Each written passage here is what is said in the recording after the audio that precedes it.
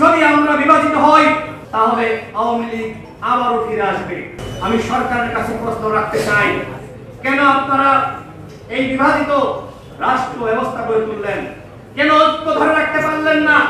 কেন আজকে অমুকের বিরুদ্ধে আমি বলি, অমুক আমার বিরুদ্ধে বলে?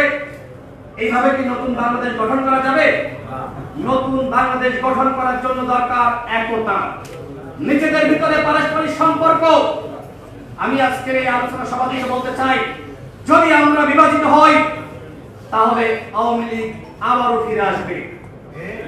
এখন যে আমাদের ভিতরে আপনারা কন্দল লক্ষ্য করছেন, এই কন্দল যদি এভাবে চলতেই থাকে তাহলে হাসিনা বলতেছে না টুস করে ঢুকে পড়বে, ঠিক হাসিনা বাংলাদেশে আবার ফিরে আসবে। আর হাসিনা যদি ফিরে আসে তাহলে এই জুলাই বিপ্লবকে তারা ষড়যন্ত্র বলবে।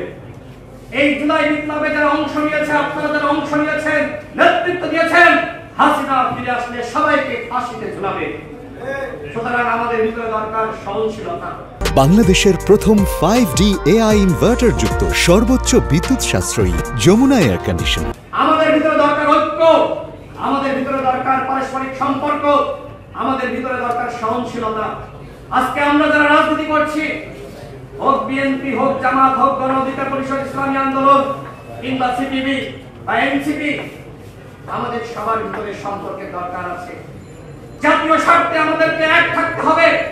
ভারত এবং হাসিনার প্রশ্নে, আওয়ামী লীগের প্রশ্নে কোনো আপোষ করা যাবে না।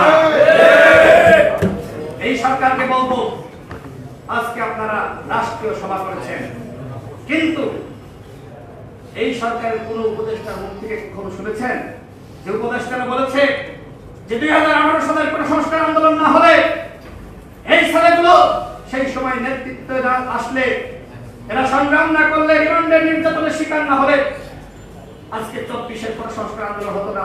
একবারের জন্য বলেছে? এই সরকারের উপদেষ্টারা পরিকল্পিতভাবে আমাদের অর্জন, আমাদের ইতিহাসকে আজকে মলিন করার চেষ্টা করেছে। তারা মনে করছে যে আমাদেরকে যারা নিয়োগ দিয়েছে, আমরা যদি আমাদের 18 ভাইদের কথা বলি তাহলে আমাদের কাছে পথ থাকবে না। যে কারণে হ্যাঁ, কোন কর্মকর্তার সাথে আমাদের কথা হয়েছে, তারা আমাদেরকে বলেছে যে তোমাদের কথা তারা শুনতেই পারে না, 18-এর কথা তারা শুনতেই পারে না। কেন? 18 সালের ইতিহাস রচিত না হলে 24-এর ইতিহাস রচিত হতো না। সুতরাং যে ঘোষণাপত্র ঘোষণা করতে চান, শহীদ মিনারে কোনো ঘোষণাপত্র আমরা মানব না। আমাদের কথা ক্লিয়ার, এই সরকারকে এই ঘোষণাপত্র দিতে হবে। এই সরকারকে জুলাই জাতীয় সনদ ঘোষণা করতে হবে, এবং সেখানে যদি কোটা সংস্কার আন্দোলনের ইতিহাস না থাকে তাহলে ওই ঘোষণাপত্র আমরা মানব না। কথা ঠিক কিনা? আপনি শুধুমাত্র 2018 সাল থেকে আন্দোলন শুরু হয় নাই, এদেশে হাজারো মানুষ গুমের শিকার, খুনের শিকার হয়েছে। সেনা সমর্থিত ফখরুদ্দিন, মঈনুদ্দিনের বিরুদ্ধে যে আন্দোলন, সেই সময় থেকে এই জুলাই বিপ্লব শুরু হয়েছে।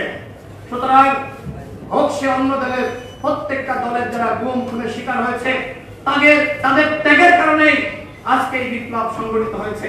আজকে আমরা হাসিনা মুক্ত বাংলাদেশ পেয়েছি।